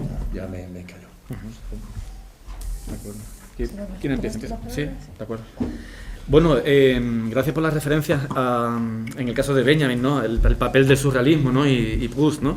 Proust fue un autor muy importante para Benjamin, ¿no? Claro, tanto el momento determinante de la escena de la Magdalena, ¿no? El recobrar, de alguna forma, toda una experiencia temporal que había simplemente desaparecido de la conciencia a través de ese, de la conocida, ¿no? Escena de la Magdalena mojada en el té, ¿no? Y bueno, y el sentido de Buscar el tiempo perdido, bueno, culmina el último volumen, Tiempo recobrado, ¿no? O sea, ahí sí hay un modelo de relación con el pasado, claro, biográfico, individual, que Benjamin de nuevo quiere extrapolar al plano colectivo, ¿no? Eso está muy claro, ¿no? Bueno, ¿qué papel juega Baudelaire, ¿no? Y la ocupación con Baudelaire, ¿no? En el Benjamin que está trabajando sobre los pasajes, ¿no? O sea, está haciendo un trabajo de historiador sobre, digámoslo así, cómo se formó el capitalismo consumista, ¿no? Bueno, él tiene yo lo diría muy rápidamente, ¿no? En el libro Dirección Única, Calles de Dirección Única, hay un aforismo, un libro compuesto de aforismos, donde él plantea algo así como ¿cuál sería la labor del intérprete de un autor? Pues él planteaba descifrar en la obra todo el autor y descifrar en el autor su época. Entonces yo creo que en Baudelaire, o sea, los materiales sobre Baudelaire, el proyectado libro sobre Baudelaire tendría este papel de alguna forma, porque él quiere también descifrar en los pasajes, en el tipo de construcción que son los pasajes, quiere descifrar la época. Los pasajes como un almacén de los sueños colectivos del siglo XIX. Entonces, en la obra de Baudelaire, que no hay que olvidar que el modo de redacción que se conserva en el primer trabajo sobre Baudelaire, que era que él decía, bueno, esto es un modelo del libro de los pasajes. Lo que nos encontramos es no tanto una compilación de citas, pero sí, digámoslo así, una una alta densidad de citas, digámoslo así, ¿no? O sea, citas que provienen de los lugares más insospechados y, digámoslo así, pobremente hilvanadas por parte de él. En ese sentido también iba a ser un modelo del libro de los pasajes, ¿no? De manera que Adorno, cuando leyó ese material, dijo: ¿aquí qué hay? Esto es una mera presentación de facticidades, ¿no? Aquí no hay interpretación, ¿no? Bueno, esto es un tema para otra conferencia, otro acto, ¿no? Claro, la cuestión de el despertar a la historia, ¿no?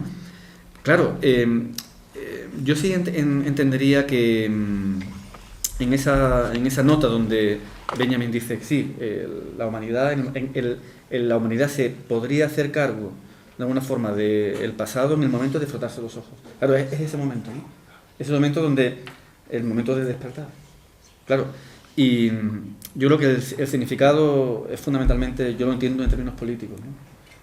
Si lo que Benjamin está planteando es que, entendiendo de esa manera la tesis de Marx de que la humanidad se encuentra todavía en su prehistoria, ¿no? En la prehistoria, ¿no?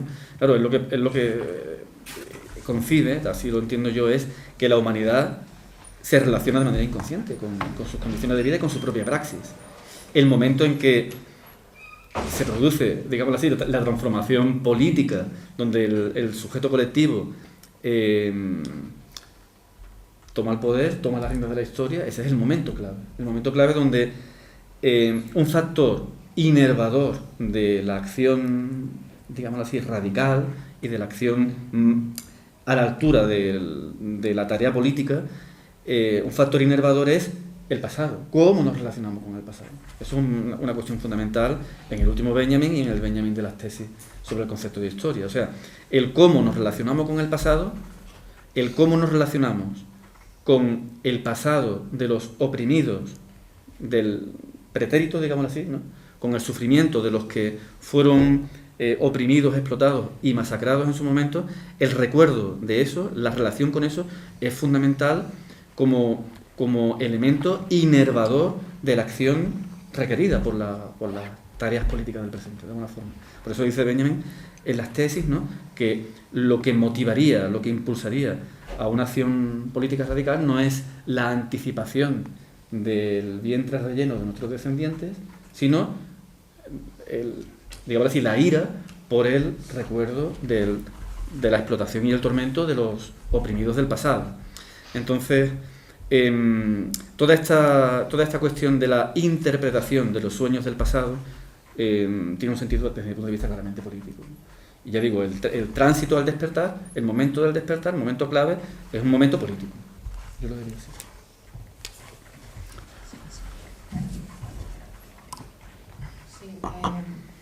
Bueno, me ha gustado mucho que hayáis visto ahí despertar. Es verdad que había otra palabra de hubiera sido bonito. Ya nos da cuenta de que llenarlo de sentido, pues cada uno, ¿no? Bueno, para ti es despertar, yo he visto atrapar, otro diría coger, otro diría despenar, ¿no? Como decía, que es quitarle la pena, ¿eh? Que también está muy bien, y quitarle la pena en el sentido de incluso desculpabilizar, porque a veces, porque no puede interpretarlo en este sentido, ¿no? Pero digamos, el terreno al que, sin dejar atrás nada de esto, por supuesto, lo quería llevar esta escena es a esta idea de, bueno, como ya la misma filosofía nos dice, ¿no?, intentar representar una representación y llevarlo esto al campo del psicoanálisis es llevarlo sin duda a algo que yo aquí no he mencionado, pero que está ahí latente en todo lo que he dicho, que es esta noción tan interesante en Freud del Forcerus representans, ¿no? Una representación, algo que se representa, ¿no? Algo que en definitiva no se puede representar, pero que siempre aparece representado como una representación de representación. ¿Esto qué quiere decir en relación con temas de teoría crítica? En temas de relación con temas de teoría crítica quiere decir, como dice Lacan, pero que se puede llevar al tema de la teoría crítica con otras palabras similares, que es esta composición de ángulos, de ángulos superpuestos, de líneas superpuestas, de cortes que se establecen, los que nos dan cuenta de lo que está en juego ahí, más allá de las interpretaciones, aunque por supuesto las interpretaciones son igualmente válidas, ¿no? es apuntar a esos lugares que en este caso en Hamlet es el lugar del propio deseo de Hamlet. Es apuntar a intentar formalizar algo de lo que se está poniendo ahí en escena, ¿no? Y decía que esto lo conecta en cierto modo con algo de lo que hace la teoría crítica, porque bueno, ellos lo invocan también para su propia labor, ¿no? De la filosofía, ¿no? De mostrar que tal y como se compone la filosofía, cómo se muestra, cómo se formaliza, en algún sentido da cuenta también de la propia materia de lo que están haciendo, ¿no? Pero apuntando siempre, en el caso del psicoanálisis lacaniano, a estos límites de la interpretación que están ahí, ¿no? No es que no se tengan que atravesar estas formas de interpretación, pero siempre hay unos límites y a eso nos lleva la lectura lacaniana. Entonces puede ser despenar, despertar, pero sobre todo es ver la composición de miradas ahí, es ver la composición de miradas, ver sobre todo eso que Hamlet no dice que está haciendo ahí. Lo dice sobre todo los demás, pero sobre sí mismo no lo dice, ¿no? Que es el efecto que tendrá sobre sí mismo esta verdad como estructura de atención. Bueno, eso de momento. No sé si quizá convendría, para seguir con el debate, comparar, a mí me resulta muy interesante la aproximación, digamos, respecto a esta representación, una representación en Lacan, con algunos aspectos de la teoría crítica, ¿no? Y yo lo veo, sobre todo esto, en algunos aspectos de Benjamin, ¿no?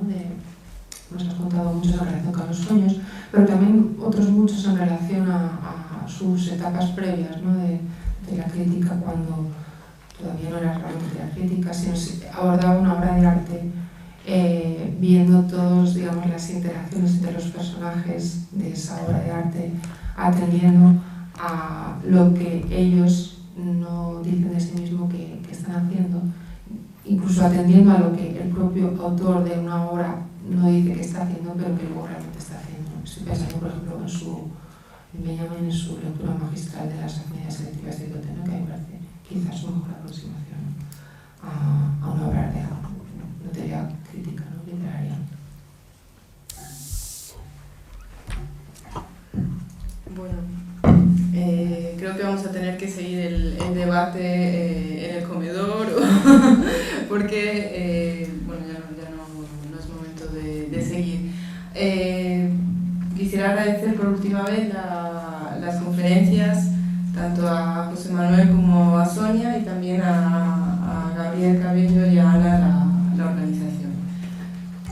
Muchas gracias. Muchísimas gracias.